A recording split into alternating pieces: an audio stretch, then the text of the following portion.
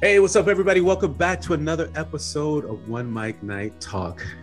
It's your boy, Marcos Luis. I'm here with Ashley Green, and we have a new addition to OneMicNite Talk. The one, the only, the singer, the songwriter, the Liz Menezes is with us now. Welcome, Liz. So happy to be here. Thank you for the invite. Yes. And I'm excited to get started. Let's go. Now, if you guys haven't subscribed yet, please make sure you stop what you're doing right now. Drop down, like the episode, subscribe. Make sure you hit the bell because you never know when we're dropping another episode or even a bonus episode for you. Subscribe at OneMicNite. You can subscribe on the audio podcast at OneMicNite Talk, or check us out on YouTube always at OneMicNite. So listen, guys, we got some stuff to talk about. How you feeling today? Woo. Feeling all right? Liz, you doing okay? I'm good. I'm just excited to start talking and digging in. We got to dig in. That's right. Ashley, how you doing? Boy, I'm just eating. That ain't right. I like that. It's not right because Marcos, you have your iced coffee. I do have an iced coffee here, so we're going to get started with this. So listen, guys, there's a lot of stuff going on in the world today. We've got the war happening over in the Ukraine with Russia. We have environmental changes. And we need to know, how do you love the world? How do you love the world? And it's kind of a general question, but how do we take the love that we have for ourselves and spread it across the world? I think, Marcos, I think it's a give and take, right? Because we live in such a beautiful, unique, one-of-a-kind atmosphere. Mm-hmm. The world, the earth, there's only one earth. If you go out into space, let's say we were astronauts, and you look at all the planets, ours is the one that looks it's almost like a party going on with colors, And I think that if we took the time to really appreciate nature, animals, human beings, we would live in such a fruitful atmosphere. For me, it's like if I love a tree, if I say hello to a tree, it's a living thing, right? A tree is a living thing. Right. Yeah. I usually, when I'm walking up and down my block or going somewhere and I spot a tree, I touch it, I tap it. Hey, how you doing? People have looked at me like I'm insane, but I'm saying to myself, you know what? This tree is receiving the energy that I'm giving it, and it's going to continue to feel good, and I feel good transmitting that energy. That's Ashley, how about you? I mean, the first thing I thought about when Marcos asked us the question, I thought about grace. And I thought about it in a manner of we're still in a pandemic, we're 3 years in, the mask mandate just got uplifted, I think maybe yesterday or a couple of days ago, I forget. Mm-hmm. And in New York City right now, it's 77 degrees. You feel the difference. Even though there's a war that's happening and there's so many things going on, I just feel like the one thing that I can do is give myself grace. And when I'm giving myself grace, I can give everybody else grace. Right now, the main thing, and we all notice this on IG, Facebook, social media, everyone's talking about self-care and aftercare. And I just feel like the main thing we all need to do is just give each other grace. If someone doesn't call you immediately, someone really can't make time, there's a lot of mental health that's going on. And I think we just need to give each other grace. I'm sorry if I'm not living up to your expectations or your standards. Just give them grace. You know what I mean? Instead of getting upset with somebody or just letting that person go out your life or even getting upset, I just think we just need to give each other grace and some space. I think that's just how. Are you saying that it starts with an individual and then it sort of manifests out? Yeah, if you give yourself grace, right? It's easy to give somebody else grace because sometimes if you don't give yourself grace, Like if you don't know how to if you don't treat yourself with grace, because we all have these plans, these goals and everything happening, right? And then when we don't establish them and we don't do these things and we don't check them off, we always so hard on ourselves. We're like, we're lazy, we're this, we're that, you know, we're procrastinators. And that's not true. Give yourself grace to make room for, I didn't get done that today, but what I did today was good enough, you know, and then start tomorrow, you know, new day, new energy. Right. So let me ask you this. Would you say then, would this go back in some ways to saying, if I love on myself, I'll be able to appreciate others more? Yeah. Right there. Okay. It's right there. Okay. It's right there. Okay. And It's you, right. Marcos? I'm sorry. I mean, I have to agree. I think it's a combination of both. You know, you treat yourself, your individual self well, allow yourself grace, like Ashley said, allow others grace, and then it expands out into the world. You take care of yourself, you take care of the things around you, whether it's, you know, internally, physically, you know, whether it's recycling for the world, giving trees energy, giving nature energy, giving animals, you know, allowing them to be animals and appreciate nature for what it is, admiring the sunset, admiring the stars in the sky, you know what I mean? Like that's taking care of the world. Yeah. That's taking care of the world because you're taking care of your inner peace and yourself, and you're able to do some other things. You know what? I'm sorry, Ashley. Go ahead. No, go ahead. Go ahead, girl. I'm gonna say, combining what both of you have said, sometimes we are so controlling, and we want to say, nah, you know what? I want this for myself. I'm not gonna share it. You know, I want to control. If I don't have the control over it, I'm not satisfied. It's a lot of narcissistic tendencies to that, you know. I want to cut down more trees.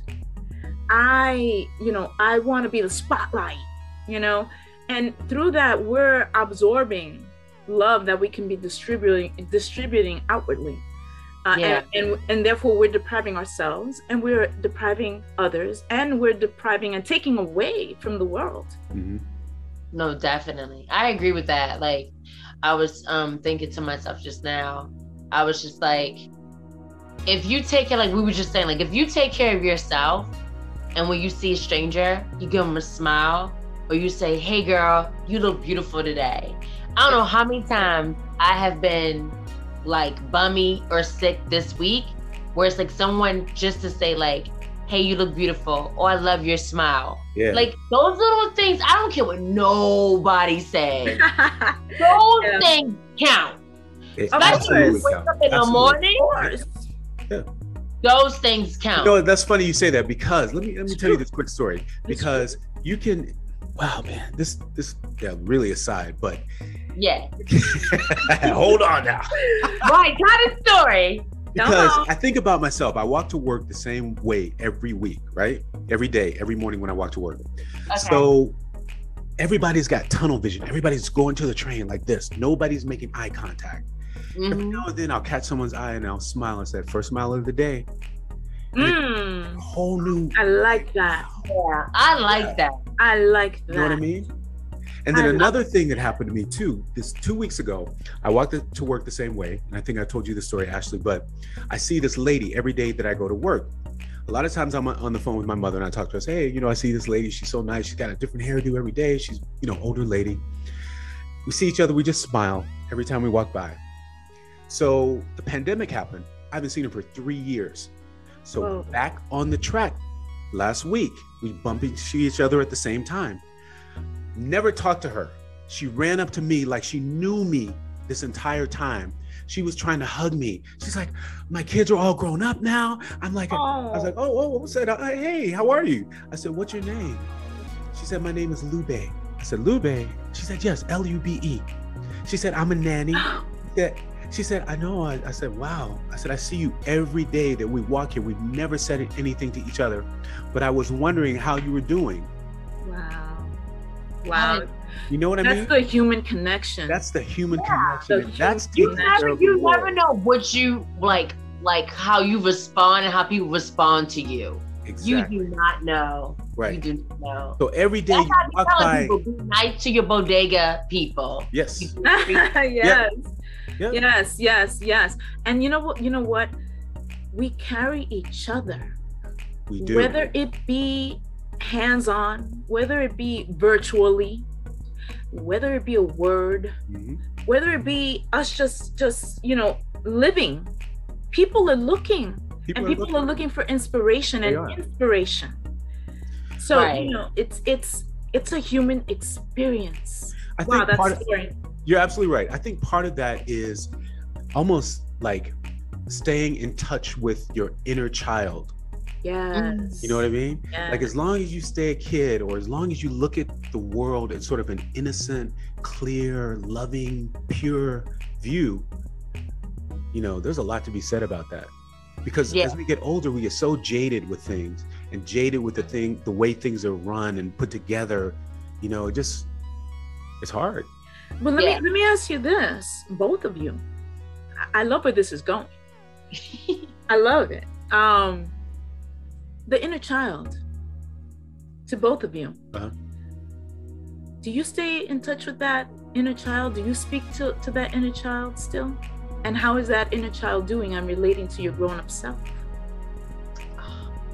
I do a lot. I always do. I think that's my view of life. I'm on TikTok. You guys know. Yes. I have fun.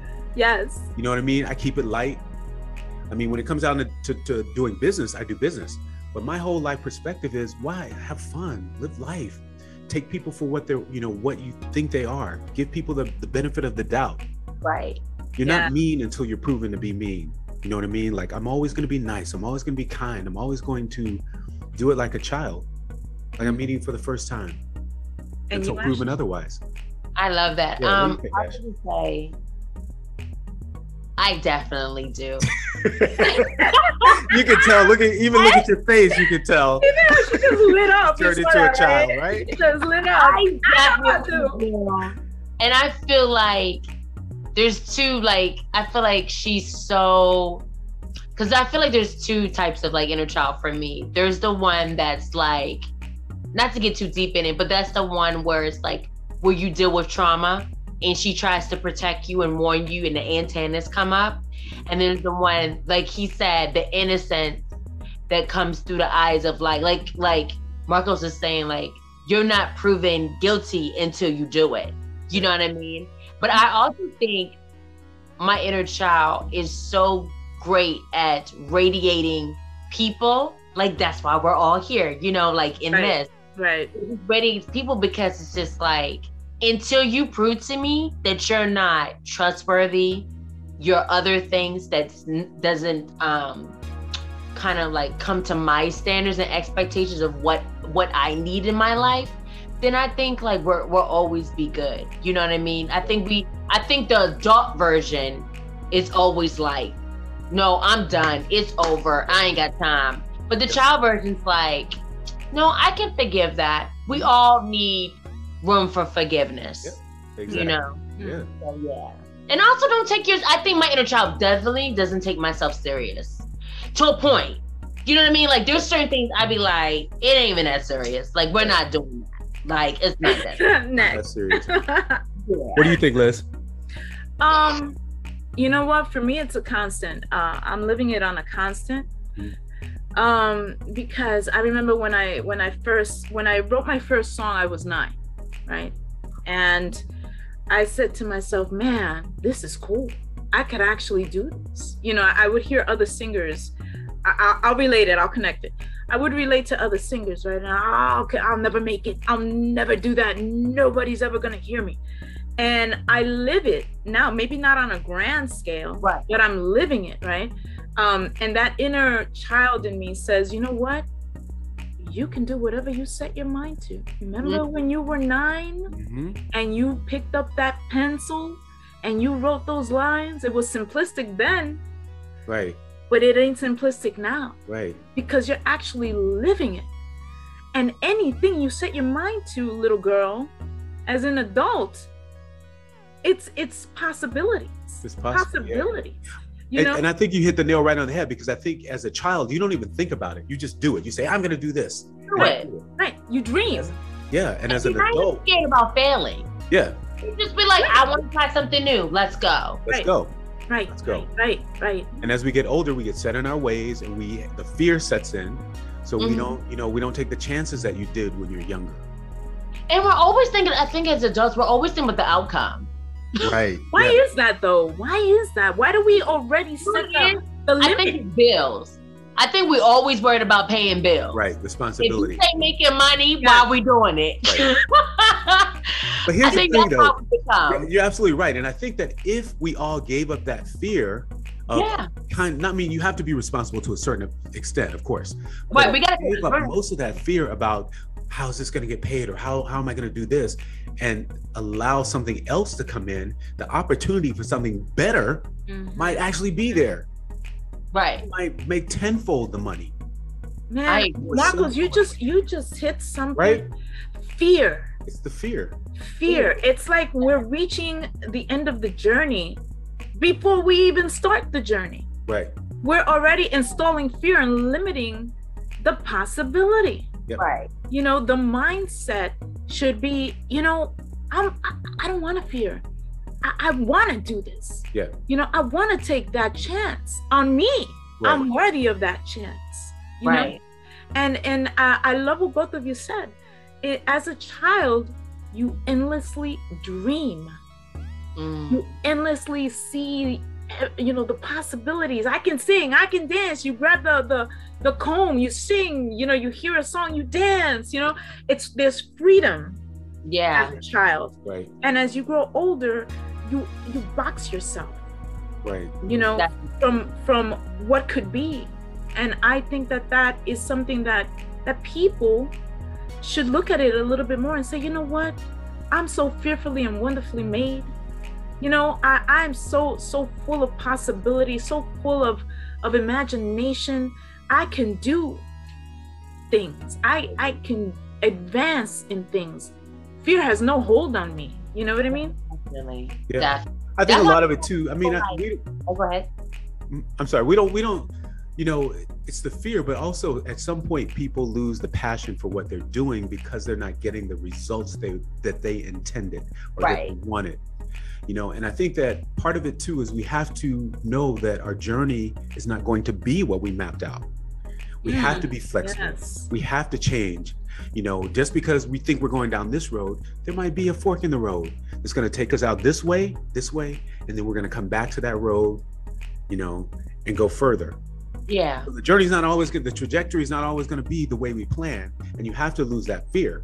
So maybe taking a chance on something else, or maybe it'll take you in a whole different direction for something you didn't even know, was going to work out the way it did. Let me ask you something based on that what you said. The fork in the road could lead you here, there, X, Y, Z. Yep. There's a lot of tentacles attached to that.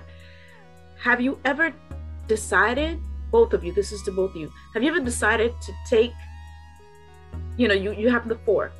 Have you ever taken a particular road and you find a closed door, and how have you dealt with it?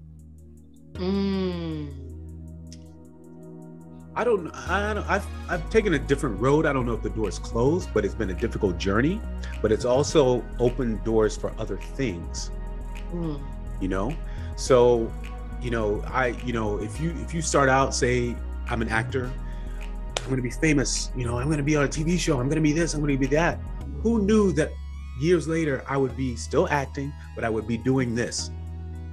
I would be doing a podcast. Yeah. I'd be talking to people every day. We'd be discussing issues. That's a whole different road than I thought I'd be going, but it's leading me somewhere else. It's teaching me other things about 1, business, 2, speaking with confidence, 3, having a voice, 4, meeting other people, connecting with other people, helping inspire them, being inspired by the other people that I'm co-hosting with. So it leads you in a whole different direction that opens up so many other doors for you. And I love it. It's you have to be open. Yeah. You have to be open. It also makes you, like, I noticed, like, taking this journey, like, I never thought I would be an artist. Never. I was going to be a lawyer or a psychologist, and that was it. Right. And, because, my dad decided a long time ago, you're a lawyer. You act like, you know, you talk a certain way, you know, like the way sometimes I'm a problem solver. Mm-hmm. So my dad was like, you're a lawyer in the family. That's who you are. And I just, and like you said, like doors don't close, but it's just like, if there's certain, like me getting married, then divorced, right? Like I've always wanted to move to New York City, mm-hmm. but I was always scared. So when my marriage just failed, it made me like, and you know, like you always have this fear of like, it has to be forever, it can't fail. And then when something fails, you know, you just be like, oh, the great one, let me say this. Mm-hmm. One of the greatest fears is marriage failing, and you realize, oh, I'm still living. Like, I'm still okay. So now let me do the other thing. So sometimes when things don't happen the way you want it to, right, it like catapults you to something else that you've been wanting to do and desire. And then look what happens with that. Like, there's like a snowball effect, you know what I mean? So I just think sometimes when I believe failure is just like a stepping stone to like wherever you need to go. And that's what I'm saying. Like, I feel like it also made me realize I'm a very multi-hyphenated like artist, you know, and you never know what things you might be interested. Like you said, the podcast, like I never would have thought. Thought, right? You know me, I have an opinion on everything. Yep. I always have something to say. So it's like, but I never thought about doing the podcast, right? You know what I mean? Right. So it's just like, it opens up doors to different things, you know? But what you said to me triggers two prongs, and it goes back to what you originally said, Ashley. Mm-hmm.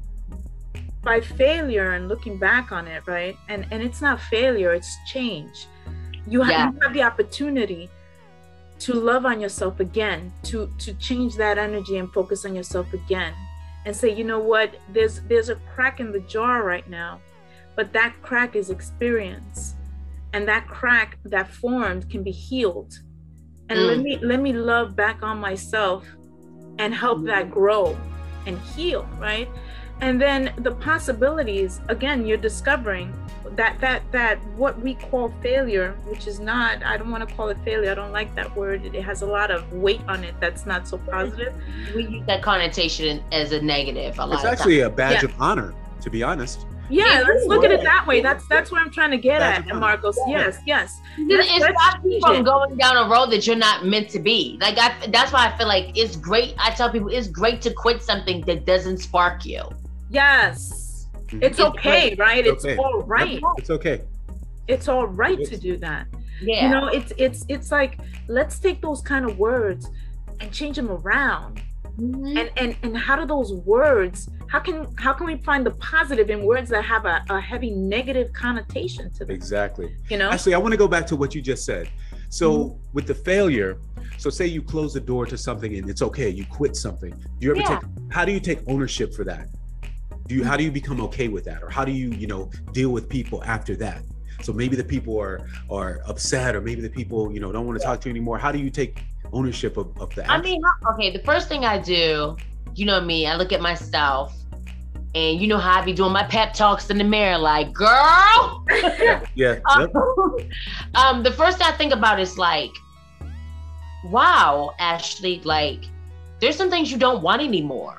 There's goals that you don't want anymore. And so I look at like what I'm really a stickler for writing things down. I don't care. I have a notebook for every little thing that I have. And so I have a notebook for like life goals and things like that. And it's not in any order, but it's like whenever I need to write something down, I put it. So I just write down like, what about this goal that I used to love, I don't want anymore? And I would write down what I'm not, what I do not like about it anymore. What do I want? Because sometimes what we want is, we still want it, but it's not that goal. Yes. You know what I mean? Like, it's not that. Like, absolutely. I know for me, like, I want to be grounded somewhere. So it might not be, buying an apartment or whatever. It might just be like, I just need to be at a place in my life where I have more control over things. So it might not be with the tangible things. But dealing with people, I'm a very direct, transparent person. So I'd be like, look, that's what you think I am. Like what you see as, because everyone sees your aesthetic, right? Right. What you see me as, that's not the desires of my heart. Oh, you know that's good. Can you repeat that again? That's worthy of a repeat. I was saying that like everyone sees the aesthetic of you, right? What you see me as, that's not the desires of my heart. So good. You know what I mean? Yeah. Like I know one of the main things people are always telling me, like, I can't wait for you to be the it girl for acting and all that. But people don't understand, like, I truly desire writing, screenwriting, and directing. Like, that is just something that just lights me up. Like, shots and all these, you know what I mean? Like, cinematography. But I just feel like people just judge you based on what they see, what you need to do. And sometimes it can be so vainful. You'd be like, well, I'm thinking like, okay, so I'm going to be waiting for jobs, whatever, but you don't understand, like, I'm a business, and like there's inside of me, there's an entrepreneur that's in me, you know, like I love the willing and dealing and all these things and being a boss, being in control of things. Cause that's also me, like I like being in control of my life. So that's why the directing kind of feeds my soul in that aspect. I think like what you're saying, the goals change because the world is changing. The way we're doing things change. So, you know, not only are you a singer, you're a songwriter, but now you have to be a business person. You're producing your own music because that's the way of the world. We can cut out the middleman. We have the internet access to put our music out there, you know, so we have to be evolving along with everything else that's going on. You know what? Something you said about that, where it's like the world is changing, and we need to take onus of what we do.